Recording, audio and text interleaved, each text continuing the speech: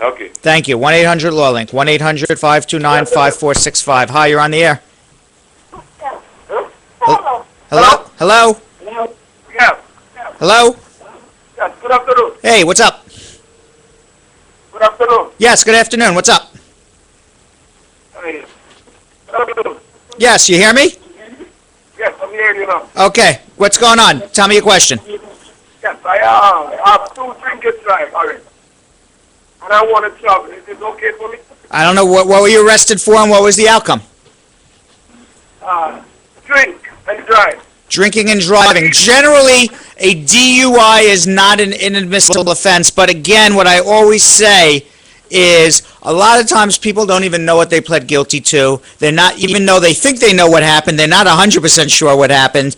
And the best thing to do is come see me with your dispositions. You come see me with your dispositions, and then I can give you my stamp of approval whether or not it's safe for you to travel or not. Without that, I can't give you a 100% guarantee, but I can tell you generally that a DUI case in New York is not an inadmissible offense, and it would be okay to travel, but I'm not going to give you my blessing to travel that you won't have any problem coming back unless I actually see the dispositions. Okay, thank you. All right, so you call 1-8, bring your dispositions, call 1-800-LAW-LINK, come in to see me, and then I'll let you know for 100%. Hi, you're on the air?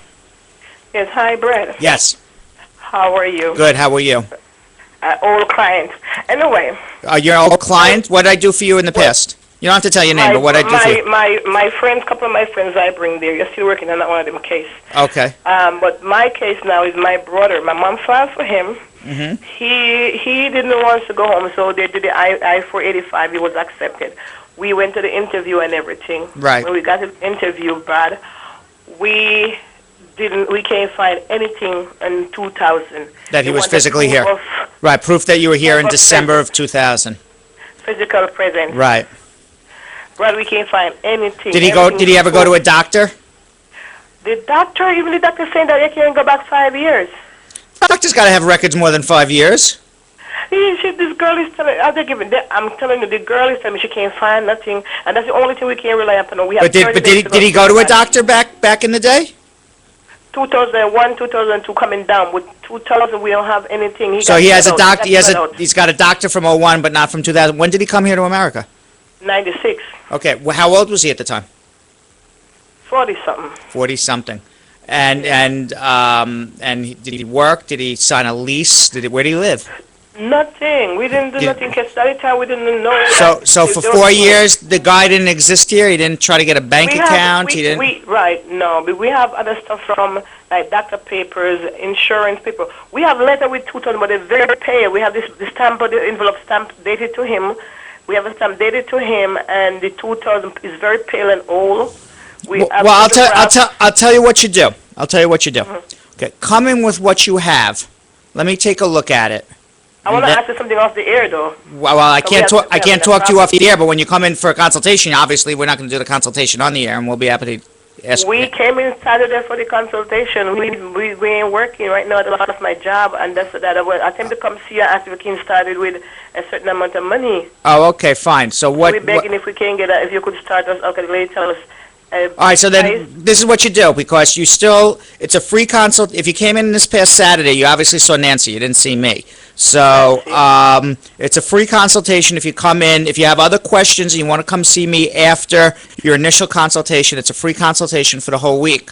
So if you can, and especially you're not working, so come back and see me personally sometime this week. There's no charge, and I'll sit down with you. Okay, I'll see you Wednesday. I'll bring all the photographs and the envelope. Perfect. Yeah, it's free for the week. All right. Thanks. Okay. All right. All right, Brent. Okay. Bye. Yeah. So how it works, folks, is there's a perfect example. It is $120 when you make a consultation with us. If you don't see me, or you do see me, it doesn't really matter, and you have more questions after you leave the consultation, you could always come back anytime that week for a second free consultation at no charge whatsoever. So, and there is a perfect example of that. And that woman came in and saw Nancy, who does the radio shows for us on Wednesday, and she's also runs the office on Saturdays when I have my day off, and she wants to come back with more questions. So let's go to the next caller, and of course we do have a couple of lines open at 1-888-317-2346. My number to reach me in my office is 1-800-LAW-LINK. We're downtown Manhattan at 225 Broadway. That's where Link Up Broadcast, that's where Spar and Bernstein does their thing, all on the 5th floor at 225 Broadway. You can also check us out online at www.forimmigration.com. Check out our blog at sblawlink.com and Facebook and Twitter at Spar Bernstein. Hi, you're on the air. Yeah. How are you? All right. Also, listen, I'm on from my sister. What's not this year? The kid. Wait, you got to speak up. Your mother filed for your citizenship and what? No, for my sister. I filed for your sister, I'm sorry. Yeah, but she got sick. No, she got the kid. Could I do the affidavit support for her? Yeah, well, your mother has to do an affidavit of support, but if she's not working, you could always get a second person to do an affidavit of support. That could be you or anybody who's legal.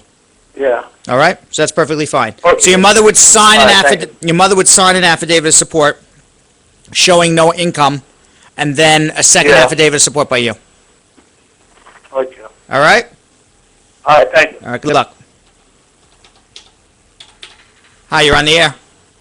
Yeah, good afternoon, Brian. Yeah, Yeah, I'd like to ask a question. go ahead. Okay, I got married to my girlfriend, and she had 2 kids. The kids could travel coming to the country. If they come to the country and in the country, can I do the paperwork at that time for them here, or they would have to pick up the paperwork back in their country? Well, if you got to read between the lines of my answer a little bit, okay? Yes. All right, so I hope you could read between the lines. If you come up on as a visitor, you have to have the intent of visiting.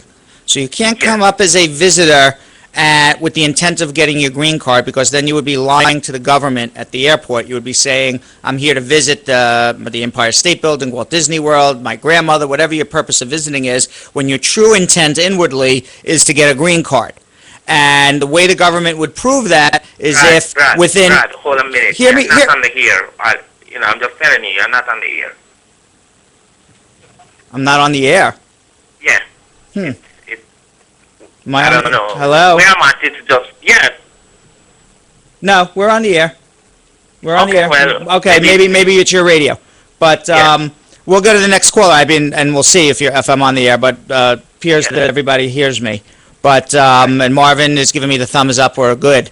So but I just want to if you come up as a visitor, you have to have the intent of visiting. You can't have the intent of going to live here permanently. And if you do have that intent to live here permanently, then you would be denied your green card when you go to apply. And how the U.S. government determines what your intent is, because right now we don't have any mind-reading machines that I know of, so there's no way of actually reading somebody's mind on what their intent is. So what they say is this: if you come up and you file within your first 90 days, or at least in your first 60 days, we think you had the intent of living here permanently. If you come up, you visit for 60 days or more, or even preferably 90 days, and then you go to apply for your green card, we believe that you had the intent to visit and you changed your mind.